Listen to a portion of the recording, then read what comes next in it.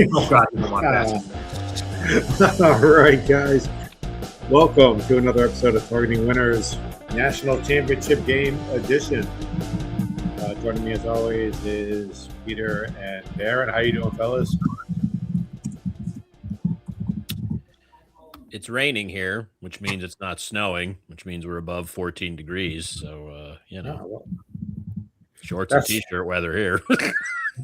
That's not bad at all. Huh? No, it's not really. Well, it's going to be cold this week. It's going to be down to the 30s down here. 30s. Oh, yeah. Had to go out and cover up the pipes and put that little heat lamp in there just in case. It might be like 32 on Friday. Wow. I mean, we're down to 79 here, so it's tough. I mean, I got a long sleeve shirt on, so I mean, we're roughing it out here. Yeah. Covering up your – I can't tell if that was a shirt or your pasty white skin there. That's it, yeah. Done. My goodness. All right, guys. This is the last week of college football. We have one more game left this year. So, it sucks. We only have one game. And before we get into it, let's look into what we got coming up in the off season. We touched on this last week. We've got on February 12th at 7 o'clock, we're going to do a live stream with Mark from Coach's Hot Seat.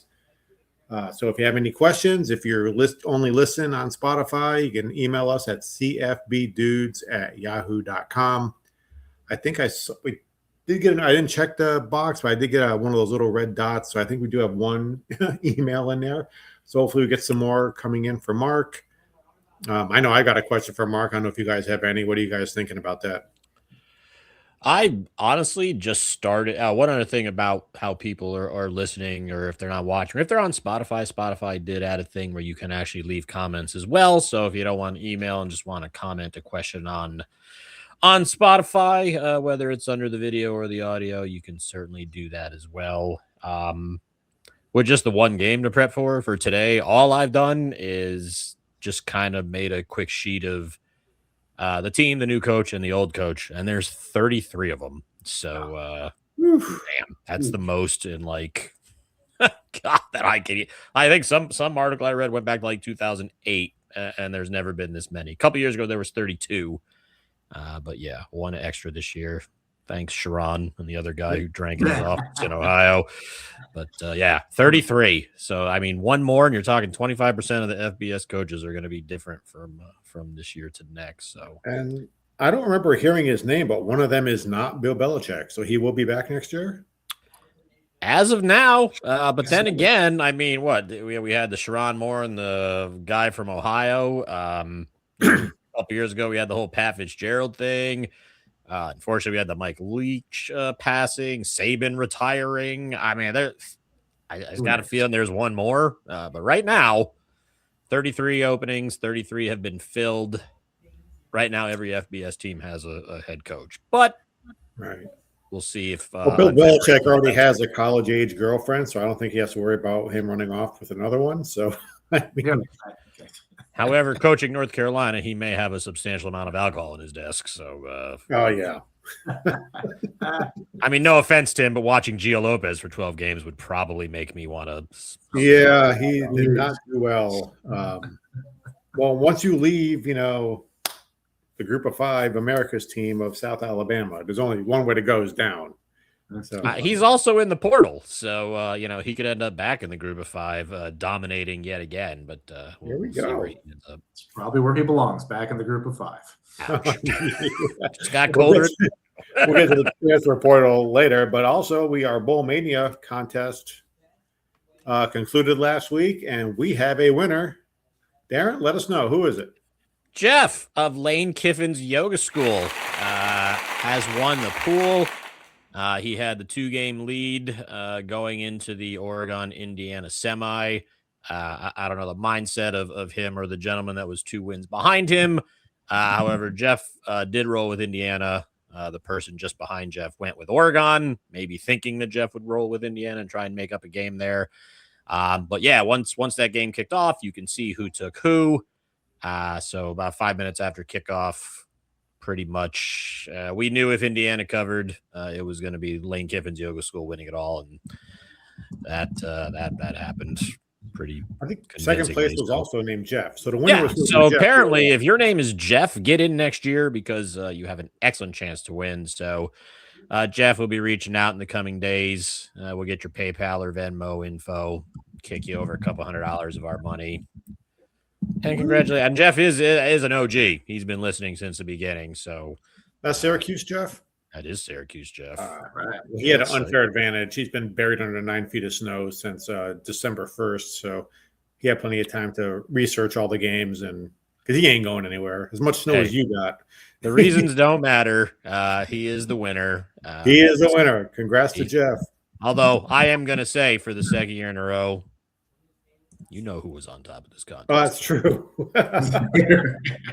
For the second year in a row, I get a whole fistful of shit because I get nothing. I am ineligible. So, yes.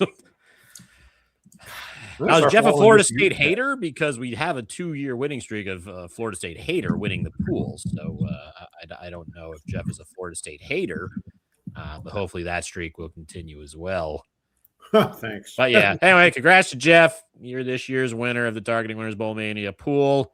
Like I said, we'll be in touch in a day or two. Get you all paid, and thank you for listening. Get that money. All right. Woo. And this week actually marks the end of the transfer portal. Eventually, guys, any more news from here? I hear Raiola went to Oregon, and earlier today, Dante Moore said, "Yeah, I'm going to stick around." So, do you think Raiola says, "All right, I'm going to leave," or what do you think is going to happen there? Pete, you're the Big Ten guy. What do you? I think he should just stick it out and be the backup. But Yeah, I mean, I don't know. I mean, I think he might stick it out and be the backup, but I don't know what's going to happen there. It's too hard to read. I think it's a possibility he might do something, but I think at the moment, if I had to put money on something, he's probably going to stick it out and stay there. That's where I would guess at the moment. Yeah, it worked out well for Dante Moore. He was what's his name's back up there, Gabriel, before he went to Cleveland. So he sat there for a year. At least he won't get hurt. So that's not going to happen if you're on the bench. You can't get hurt. The problem is the guy who created all those quarterbacks is now the head coach at Kentucky. So I don't know who the new OC is and if he's great at developing quarterbacks or not. But won't have to worry about that with Dante Moore playing another year. But should he get hurt and Raiola gets in there, be interesting to see how he does. I mean, he's got familiarity with the Big Ten, but it's not like he was tearing it up statistically. So we'll see. Do you think for Dante Moore it's a money choice, or do you think his draft stock slipped after the Indiana game? I'm sure his draft stock is excellent. He didn't want to play for the Jets. But Who wants to play for the Jets? yeah, I mean, think about it. Am I wrong? He's probably. I mean, No, Mendoza goes to the Raiders. So where's it going? The thing is, the Jets are really bad. They do have a ton of issues besides quarterback. But would you want to risk, being drafted by the Jets at this point in their franchise? No. So that's an anti-Jets decision. But that's just me. I was wondering because I think they mentioned Ty Simpson was offered 8 figures to stay at Alabama, and he's going pro. I read 6.5, but he has apparently filed his paperwork. Man, he's going to the draft. Apparently, his dad came out and said, everybody we talked to, nobody had a second-round grade on him. Everybody said he was going to be a first-round pick. So he is, I guess, officially now, since his papers are filed, done with college football. Oh, and Tim, I wanted to ask you, what about your boy, Damon Williams? Signs a big contract to stay at Washington, says, I'm going to go to the portal. And then finally his representation dropped him. Yeah, and basically was like, his new representation, like, dude, they are going to F you over hardcore. You might as well just stay. So I just can't wait for the first shotgun. Like, does the entire offensive line just move out of the way and let him get his ass handed to him? I would think back to that situation. What kind of message is that sending? I was thinking the same thing. Like, he almost has to leave. He can't be like, yeah, I'm at it. Oh, okay, I'll come back. It's like, what do you do at that point? Like, the whole team's gonna look at you side eye. It's like, yeah. Well, everybody was quick to blame Lane Kiffin. Oh, Lane Kiffin must have got in there and tried to tell him to get into the portal. But then, Levitt, who quit on Arizona State, now went to Lane Kiffin as well. So I guess those two deserve each other. But they do indeed. That's going to be quite the interesting couple. I think sadly, I think it'll work. I do too. Oh, I think it'll Okay. work. All right. I'm glad I'm not the only one that thought. I just say like Livet's No. skill set with his mobility. It worked with Trinidad Chambliss and Jackson Dart before him. I guess we'll see how much of that was Charlie Weiss Jr. calling the plays, but what Kiffin likes to do, Levitt seems to fit. Match it So up, I think. Yeah. Well, interestingly enough, I believe LSU opens SEC play next year at Ole Miss, so that'll be a fun game for all. Oh, that will be for sure. Highest rated game of the season at that point. I got a feeling The Daggers are going to be out in that place. Is that a home game for LSU or is that at Ole Miss? I believe it's at Ole Miss. Oh, At Ole my Miss, God. I think the Daggers got to be out, man. That place is going to be wild. He's gonna die. He's gonna die. That's gonna be must see TV right there. Is that the team that throws mustard on the field or something? What team is that? Is that Ole Miss? I don't think that. I got a feeling Mustard hitting him is gonna be the least of his concerns because that is Well, it could be worse. They could be located in Philly because then they got to watch out for those AA battery or you might double see D like batteries. car tires come flying from the stands or something. I mean, it's not gonna be good, man. It's not gonna be good at all. But I'll be watching because I'm a sick bastard. So yeah, let's see what's going on. Yeah. Well, like I said, college football season ends this week. One star do not recommend, but this is one game left. We got Miami against Indiana for all the marbles. Well, let's talk about it. Got some stats up there on the screen. Peter, what are your initial thoughts on this one? Well, we got one team here that was looking pretty inevitable a number of weeks ago with Indiana. I mean, they were looking pretty unbeatable for quite some time. Not that I didn't pick them to lose last week, but every bet I made last week was a loss, so we won't even talk about that. But, I mean, Indiana's obviously been absolutely rolling and dominant. So no big surprise there here. Miami, they've been hot of late, clearly, and playing really well. So I'm really, really interested in this game. Obviously, we were talking all the way and texting all the way through these games. When this game opened up with that point spread, to me, the spread is too big. I get it, right? Indiana is pummeling people. I mean, the stats are up. That's great. They're beating the living bejesus out of people. I get it. But that Ducks game was a little bit of an aberration. I mean, once you turn the ball over multiple times in the first half. And so now you're down and you're chasing and you're taking risks and you're flinging the ball around. That is not a recipe for success against a defensive team like Indiana. They're going to kill you. Right, so that game got completely out of hand early because of those turnovers. Those turnovers don't happen, that game would have been closer. Now, I don't think the Ducks would have won the game, but it would have been a closer game. So I think that score is a bit of an aberration because of the turnovers. That's it, right? So I don't think that score is indicative of how much better Indiana is than Oregon. Point in time, turnovers, all that good stuff. Miami, that was an excellent game. They played a very good game. That was an excellent game to watch. I was enjoying the heck out of that game. I actually thought they were going to lose that game. Yes, them winning that game very late broke my heart because I lost 2 bets on that play. So that wasn't the best thing in the world for me, but it's a team that's been hot, and I've been kind of leaning into the past month or so in terms of bets a little bit. So this is interesting. I mean, Carson Beck, I was worried about him doing something, Carson Beck-ish, right, and costing them a game. But actually, he played pretty dang well down the stretch. We haven't seen a Cristobal moment. We talk all the time about Cristobal moments and him doing a Cristobal, right? That's why we call them Cristobal moments. Where are they?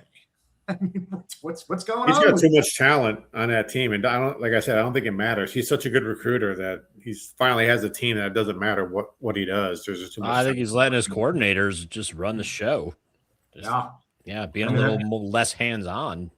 He's got excellent coordinators, but less is more. Unbelievable talent. I mean, to your point, Tim, the talent on this team is amazing. So, for me, I just don't, with the talent on that team, I cannot see laying 8.5 points. To me, that's insane. I just can't. Now watch, they'll go out there and blow them up by 25 or something. I just can't see that happening. There's way too much talent on the Miami side of the ball. I'm not suggesting Miami's going to win this game. I do think Indiana will probably win this game. but I don't think they're going to win it by more than 8.5. I think Miami's going to keep it close. So I really like this 8.5 a lot. I should bet more than 1 unit, but at this rate, the way my bets are going, I'm afraid to do anything. So I'm betting 1 unit, Miami plus 8.5, because I do think this is going to be a close game. And I do think it's going to be a pretty defensive game as well. So I think with that many points in a defensive game, I think that's a lot of points. So those are my thoughts. Yeah, I like that bet. What do you think about that bet, Darren? I agree. When I first looked, like, as before the game had started, and after the first game ended on Thursday night, the look ahead lines are all over the place. Oregon would have been like a 2-point favorite. Indiana would have been like a 5.5-point favorite. And then as the second half was going in the Indiana game, like touchdown after touchdown, every time you looked at the line, it kept going up until like Saturday morning, it was 7.5, and it didn't even stop there. But to Pete's point, his bet was my first thought. I was like, that's too many, man. I mean, you look at what Miami has done. I mean, they shut down A&M, a fairly good offensive team. They shut down Ohio State, also a decent offensive team. Ole Miss, probably the most explosive offense they've faced. But again, Peter mentioned something about Carson Beck not doing Carson Beck things. This was Ole Miss, probably the worst defense by far, left in the Final Four.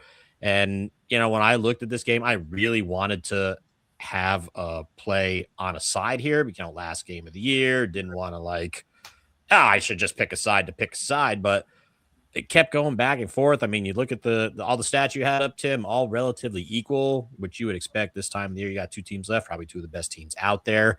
But there's 3 things that I slightly favor Indiana, but not enough to lay the points. But I don't trust Miami enough where I think one of these things might happen where 8.5 might not be enough points. So first thing, coaching. If you had to pick a coach to coach this game, you're probably leaning Cignetti. And yeah, to Cristobal's credit, he's not Cristobaled yet this year. Maybe he's learned. Maybe he's due. Maybe he's due. But, I'm still going to give a slight coaching edge to Cignetti here. Quarterback play. Beck played well against Ole Miss. But if you look at the 2 other games, he only threw for 103 yards against A&M, and he only threw for 138 yards against Ohio State. Indiana's defense is a heck of a lot more like those 2 teams than it is, what the Ole Miss defense put out there. And I don't know if you guys looked at the playoff stats. I mean, Indiana's had 2 games. Mendoza's got 8 touchdown passes and only 5 incompletions. Who the hell? I don't even do that on Madden or college football 25.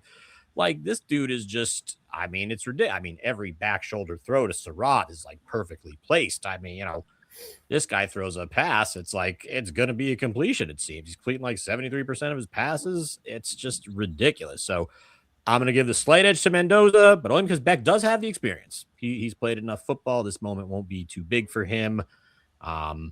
Statistically, I don't expect him to do what he did against Ole Miss, but I don't think he's going to cost his team the game here. And the third thing, and this is actually a stat, and I didn't see this on your list, but then again, I'm blind, but penalties. Indiana just does not commit penalties. They are second in the country, fewest penalty yards per game. The U, they're outside the top 80. I don't know what conference is officiating this game as of yet, but yeah, they're 85th in penalty yards per game. And if they, you stop Indiana on third down, you get a roughing the passer in there, or you get a taunting penalty. Certainly something that Miami is capable of. You don't want to extend any drives for Indiana because Cignetti's not going to take his foot off the gas. I mean, if he can win this game by 24 points, he's going to. So yeah, just those 3 things, slight lean to Indiana, not strong enough to bet it, but again, don't trust Miami. So my bet, since we're talking about 2 really good defenses. Oh, you got your bet first? Oh yeah. Oh, there you go. Here, we go ahead. Yeah, I went first quarter under 9.5 points. I got a nice little plus 120 at FanDuel. It was 10.5 yesterday, but it was juiced like minus 138 or something. I didn't want any part of that. So I'm going to go with maybe ease into the game plan a little bit. I mean, what happened when Oregon, their first play of the game? I don't think Miami's going to try anything ridiculous. I think they're going to be pretty conservative to get going, especially after watching that play. And again, there's going to be that feeling out process. I expect this to be a low scoring first quarter. Whatever happens after that, don't really care, but I can see a couple field goals, maybe even 3-0. I could see more punts than points in this first quarter here. So just the magnitude of the game, that pick six right off the bat. I don't see Miami doing anything ridiculous. So I have one unit, a little bit of plus money on the first quarter under 9.5 points. Nice. All right. I like Pete's bet. Actually, it's a home game for Miami. Yeah. I mean, and they've. So was Louisville. Yeah. Well, okay. This is a different level of a game. Maybe they underestimated Louisville. So this whole thing, I hate this game. So Agreed. I forgot the picture. I was going to put a picture and put it up here. I had like Chief Osceola and Renegade, but they're all decked out in like Indiana stuff. So Photoshop like all Indiana red and everything on there. I really want Indiana to win this game. I did not want to jinx it by betting it. I think they can cover the 8.5, but I did bet on the over of 47.5. I got that on Hard Rock Bet. I think it was 48.5. I heard buddy of mine was saying on FanDuel or DraftKings, wherever the hell else ones. But if you're able to get on Hard Rock Bet, you can get 47.5 bet to over. This is basic math with shoulder pads. So, Indiana averages, 40 points a game. They convert 60% on third downs. Miami, they convert almost 50% on third down. They're going to keep a lot of drives going. I think there's going to be a lot of points. I'd love for Indiana to cover the over for me by themselves like they did last week, but I don't see that happening.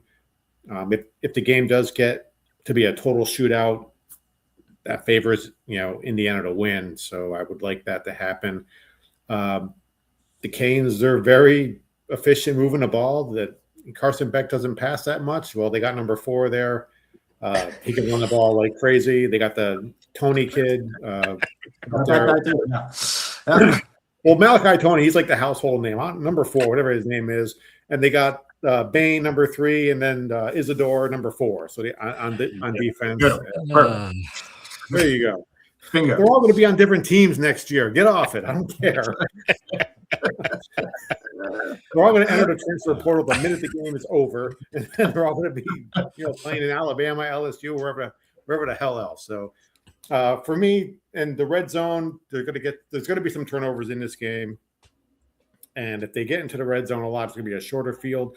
Both these teams, they score basically 90% of the time when they get into the red zone. So, I think Indiana's going to do what they do. Miami is efficient enough to keep it close. I'm hoping they, obviously hope they lose the game, but I like the over 47.5. And I bet 2 units on that. I wanted to bet a whole bunch of bets on this one. I wanted to bet a winner. I want to bet the over-under. I want to do a couple quarter things. But my New Year's resolution, less bets, more money on each bet. So I'm going 2 units on the over of 47.5. Boys, your thoughts? Another thing I kind of like that. I don't know if you guys remember fourth quarter of the Ole Miss game last week. Xavier Lucas, defensive back for Miami, who at the time was leading the team in tackles at that point in the game, called for targeting, upheld, ejected. He will miss the first half. So do that info what you will. But one less skilled player in the secondary that Mendoza does have to worry about. So keep an eye on that for the first half. But the thing is, with all that talent, next guy up. I mean, they probably got a 4-star kid from Miami High School right behind them that can probably step right in. That's a fair point. And we're going to find out because I guarantee Cignetti's going to throw his way a couple times to see what the deal is. Well, if a defensive back is leading Miami in tackles, that's also good for Indiana. So that's because that means you're running past the line and the linebackers and the secondary is being forced to make the tackles. So yep. Roman Henby, Kaleon Black, Indiana's 2-headed running back duo could have a nice day.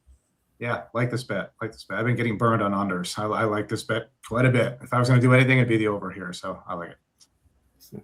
Well, since we all jinxed that, so There you go. We're all screwed. we all agree it's going to lose. Tank it. Perfect. So, well, this has been a short show, guys. I mean, we've got only one game. This is sad. I don't want to look at this. I Jesus. mean, but hey, well, I mean, Pete, what do you got for your bet? We each have one bet this week. One game, one bet. So there you go. Right. I think Miami plus 8.5 over Indiana. And that's it. As you can see, my bowl record last week was abhorrent. I went after 4 games. I should never do that. So anyway, move on. All right. Last week, I have 2 units on the under 47.5. 3-1 last week. First winning week in like over a month.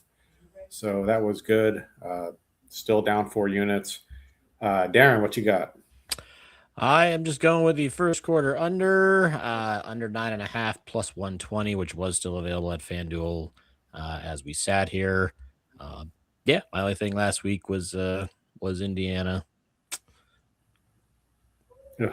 Yeah, I don't know. I hate bowl season. I really hate betting bowl season. Yeah. I love watching it. I hate betting it. It's hard to bet it these days. It is. With all It the really is. playing, not playing. It's just too many factors. It's impossible to bet. Yeah, it was rough. It was fun, but it was rough. But It's fun to watch. Yeah, but it's hard to bet. Yeah. Yep. This is why we track people, because we can look at this bowl season and be like, yeah, I'm just gonna bet like 1 game a week. yeah. Pretty much. That's what we should be doing. 1 game a week. That's Well, we're idiots. We're all old, Yeah. partially Yeah. seasoned. We're just We don't know what we're addicted. doing. I mean, yeah, my Trying to back give out was a plays. beating. So, thank God for the Rams. Let me tell you, they've Oh, been yeah. keeping me afloat. My God. Yeah, I cashed in. They're going to lose this weekend in Chicago. It's going to be like 8 Yeah. degrees or something. So probably. I had a Super Bowl bet with them at plus 22.50, and they offered me 9-1, so I took it. I just cashed it out for. I was like, yeah, get some money in there for next college football season. Oh, take that. All right. Well, thank you all for listening. We're going to be back again after the championship game. We're going to do a championship game recap, little year recap. We're going to laugh at my betting record, and then after that, we're going to have don't forget, we have the live stream with Mark. So if you have any questions about any college coaches of your favorite team, maybe which ones are going to get shit canned, which ones are good hires, which ones are bad hires, any assistant coaches, Mark knows everything college football coaches. So if you have any questions at all, leave them in the comment section of the Spotify. If you're a listener, put them in the comment section here. If you're watching on YouTube, thank you very much. Oh, and one more also- thing. If you Yeah. guys checked out his preseason rankings, anybody want to take a guess who's number 1? Indiana. No, Cignetti's not going to be the first one to get fired. I'm talking about not preseason rankings for next year. Team, I I'm thought talking that about- was team is number one. No, maybe who's Mike his number Norvell. 1 coach on the hot seat? Mike Norvell. You are correct. Yeah. I thought you meant which team is number 1 is preseason poll. I'm like, well, shit. No, he doesn't do that. He's got a whole different set of rankings. Yeah, your boy Mike Norvell. Nice, bright colored picture. Number 1 on Mark's preseason rankings. We're number 1. We're number 1. There we go, baby. All right. Thank you for watching. Also, email questions to cfbdudes@yahoo.com if you don't want to leave them on the Spotify or the YouTube channel. Please remember to like and subscribe. It really helps us out a lot, and we really appreciate it. Thank you all for listening, and we will see you after the championship game. Have a good week. Enjoy the game, and we'll see you next week.